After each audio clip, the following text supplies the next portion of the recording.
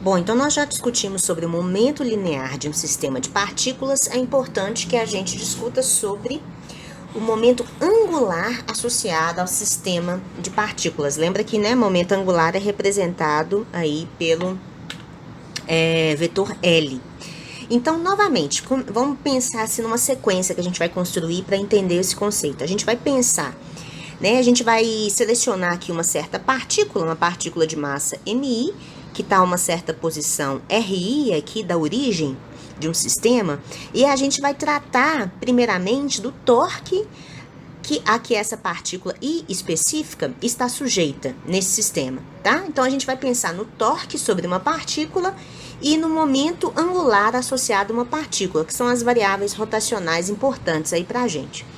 Depois a gente vai pensar, bom, então como é que fica o torque resultante sobre o sistema, né? Lembrem que quem gera torque são as forças. Então, para eu pensar num torque resultante, eu tenho que pensar qual que é a força resultante que atua no sistema, né? Ou seja, eu vou ter forças internas, vou ter forças externas, e a gente vai pensar, então, sobre o torque total que essas forças exercem aí em relação a um determinado eixo.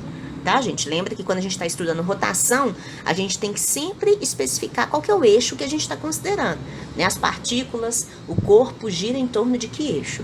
Então, a gente vai pensar sobre a condição de... A gente vai pensar sobre o momento angular total do sistema, né? E quais seriam as condições para conservação desse momento angular total.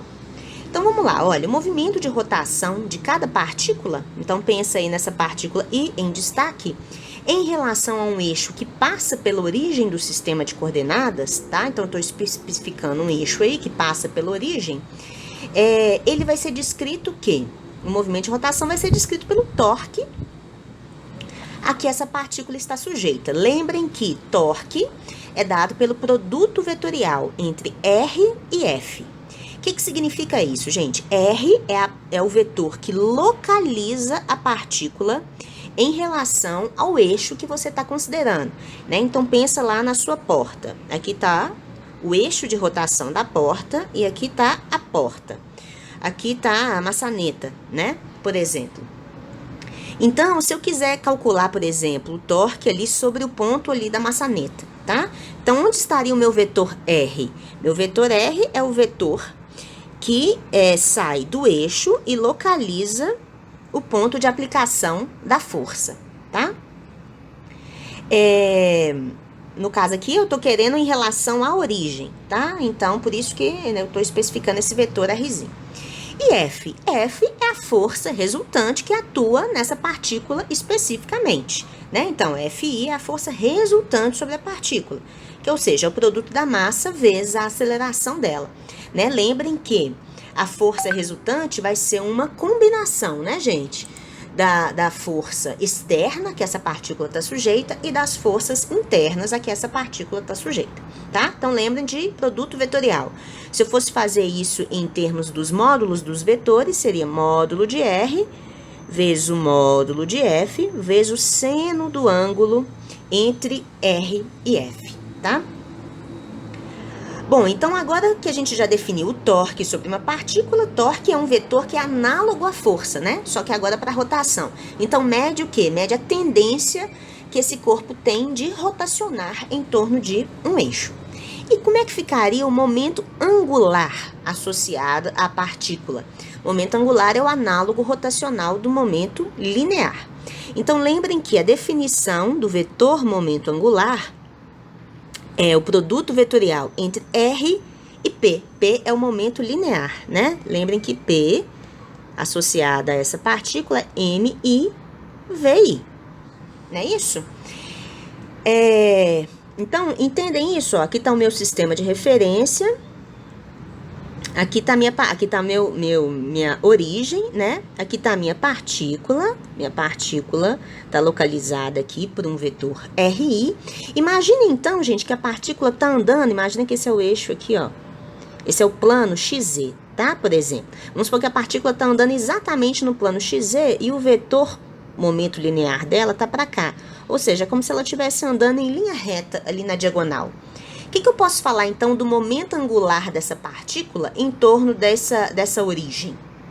Vocês concordam que, como esses vetores são paralelos, o momento angular dessa partícula seria zero?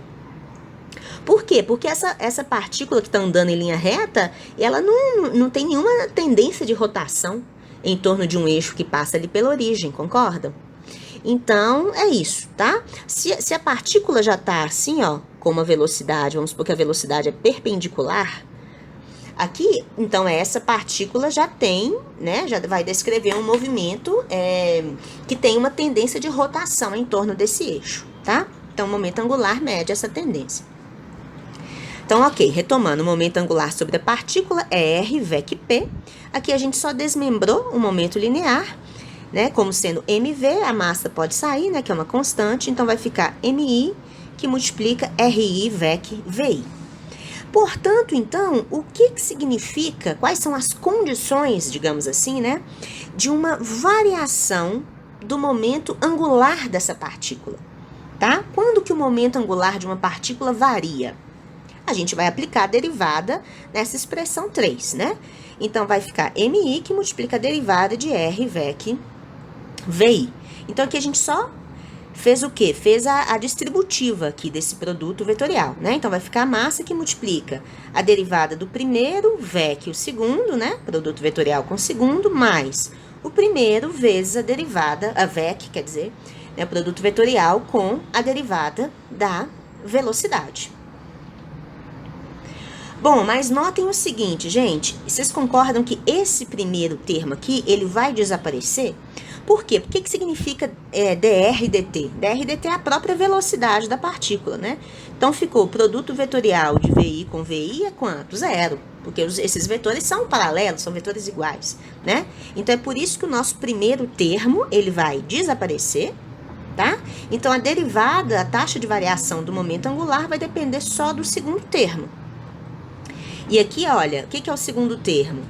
dv dt é a aceleração dessa partícula, né? Então, vai ficar lá o produto da massa vezes o produto vetorial de R VEC A. Só que o que é MA? O que é MI AI? Não é justamente a força resultante que atua sobre a partícula I? Então, a taxa de variação do momento angular dessa partícula corresponde justamente à força total que atua sobre essa partícula, a força resultante, R VEC F, quer dizer, né? A R VEC F. O que é R VEC F? É o torque resultante que atua sobre a partícula, tá? Então, ó, retomando aqui, a taxa de variação temporal do momento angular da partícula corresponde ao torque resultante sobre essa partícula, né? Ah, e se eu pensar em termos do sistema como um todo? Então, do sistema como um todo, ó, a taxa de variação temporal do momento angular do sistema vai corresponder ao torque resultante sobre o sistema, tá? Agora, o que é o torque resultante sobre o sistema? Torque resultante é você somar todos os torques sobre todas as partículas, né? Então, o torque total sobre o sistema é dado pelo somatório aí, ó, de RI VEC F em relação a um dado eixo que passa pela origem aqui, que a gente está considerando, tá? Só que, o que é a força resultante que atua numa partícula? É a soma das forças externas mais as forças internas. E a gente já discutiu sobre as forças internas que atuam sobre uma partícula, né? A gente já entendeu esse somatório aqui sobre, né? O que significa esse termo, FIJ, né? Então, é a força que, por exemplo, vamos supor que eu quero saber a força interna sobre a partícula 1, então é o somatório lá, é a força que a partícula 2 faz na partícula 1, que a partícula 3 faz na partícula 1, etc. Não é isso? Então, logo, o torque resultante, o que ele está fazendo aqui, gente, é o seguinte: torque resultante depende do torque total. Só que o torque sobre todas as partículas vai depender da força sobre cada partícula. E a força sobre cada partícula é uma combinação de forças externas com forças internas. É isso que nós estamos fazendo, tá? Ou seja, o torque resultante vai ter uma contribuição de torque externo, ou seja, o torque gerado por forças externas, e torque interno, ou seja, o torque gerado por forças internas, tá? A gente só desmembrou aqui, ó, né? Quando a gente produz esse termo. Então, a única coisa que eu fiz foi colocar esses termos lá, tá? Nessa expressão anterior aqui, de torque resultante. Então, a gente vê que o torque total, ele é uma combinação do torque externo resultante sobre o sistema, que a gente está chamando aqui de tal externo resultante, mais o torque interno resultante sobre o sistema, que tem a ver com essas forças internas. É possível provar, gente, que esse segundo termo, eu acho que essa prova tem lá no Marion, não me lembro se ele desenvolveu completamente, mas é possível provar que o torque relacionado às forças internas, se essas forças são centrais, o que são forças centrais? São as forças que obedecem à terceira lei de Newton em sua forma forte. Quer dizer, elas são iguais e opostas, né? Elas têm mesmo módulo, sentidos opostos, e elas estão na linha, elas atuam na linha que liga essas partículas, tá? Ó. Então, aqui está a partícula 1, aqui está a partícula 2. Se elas interagem dessa maneira, exatamente através da linha que liga essas forças são forças centrais, e os torques, então, internos produzidos vão se anular, tá? Então, a gente vai ver que essa contribuição some, então o torque resultante é simplesmente a soma dos torques externos e, portanto, se eu tenho, então,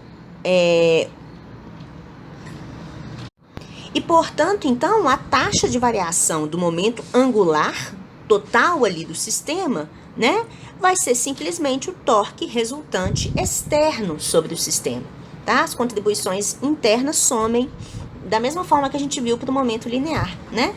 Ou seja, essa é uma conclusão importante para o sistema de partículas, ó, que nos diz que se os torques externos líquidos resultantes sobre um determinado eixo se anulam, então, ó, pensa bem, você calculou os torques externos sobre cada uma das partículas lá e calculou o torque externo resultante. Fez esse somatório vetorial e viu que esse torque resultante é igual a zero.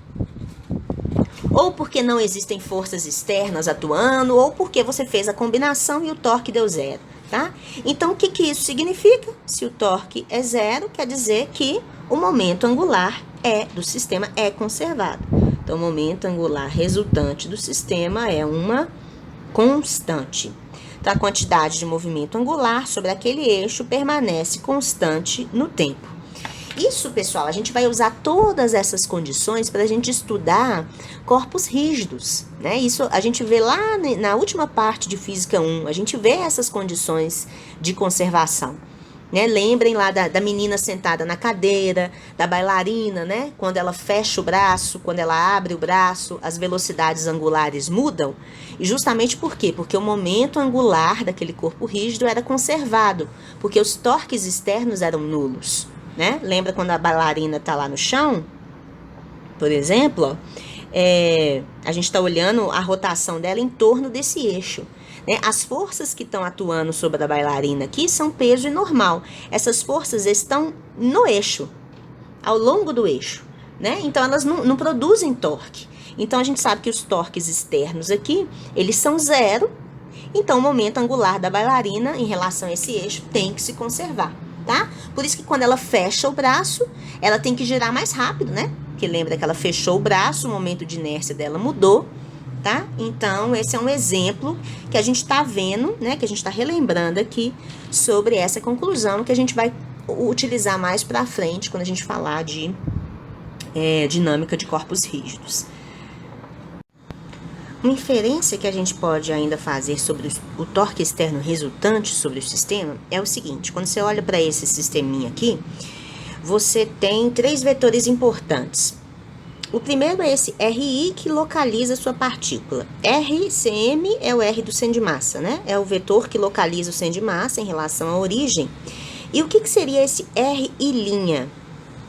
RI' é o vetor que localiza a partícula MI a partir do centro de massa, ou seja, com a origem no centro de massa, tá? Então, o que você percebe dessa combinação vetorial? Que R do centro de massa somado com RI' é igual ao RI, certo? Então, ó, isso que a gente escreveu aqui, ó, RI vai ser igual ao RI' mais o R do centro de massa. Então, o torque externo resultante sobre o sistema, ele vai poder ser escrito como, né? Lembra que ele era escrito como somatório de R VEC F, né? Onde F é a soma, F é a força externa sobre cada partícula I. Só que agora, ao invés de escrever RI, eu vou escrever essa soma de vetores aqui, o RI', que localiza a partícula a partir do centro de massa, combinado com R do centro de massa, tá? E vou fazer a distributiva desse produto vetorial. Então, fazendo a distributiva, vai ficar lá, ó, R do centro de massa, VEC, o somatório dos FIs, né? Porque R do centro de massa pode sair do somatório, concordam? Porque ele não tem o índice I. Combinado, então, com esse R e' VEC FI externo dentro do somatório, né? Porque os dois têm índice I. Então, o que é esse R do centro de massa VEC, esse termo? Esse termo, ele vai corresponder à força externa resultante sobre o sistema, né? Então, o que é R VEC F externo? É como se fosse, sim, o torque no centro de massa em relação à origem. Entendem isso? Ó? É como se todas as forças externas... Olha lá para o seu sistema. Deixa eu até ver se eu consigo apagar aqui. Não. É como se todas as forças externas estivessem atuando no centro de massa. Imagina, então, que você tem uma força externa resultante atuando no centro de massa. Então, esse primeiro termo é esse, ó, R do centro de massa, VEC, essa força externa, tá? Então, é o torque no centro de massa, em relação à minha origem, né? Então, a gente chama isso de tal do centro de massa. E o que significa esse segundo termo? Note que esse segundo termo, ó, é R' VEC FI externo. Então, ele está relacionado a esse vetor R', cuja origem está no centro de massa. Então, a gente define que esse é o torque das forças externas sobre cada partícula com relação a um eixo que passa pelo centro de massa, tá? Então, a gente pode, né, às vezes isso pode ser útil em determinadas aplicações, dizer que o torque resultante sobre o sistema, né, que no caso de forças internas centrais vai ser simplesmente o torque externo resultante, ele é o torque das forças externas atuando no centro de massa, mais um torque das forças externas em cada partícula com relação a um eixo que passa pelo centro de massa.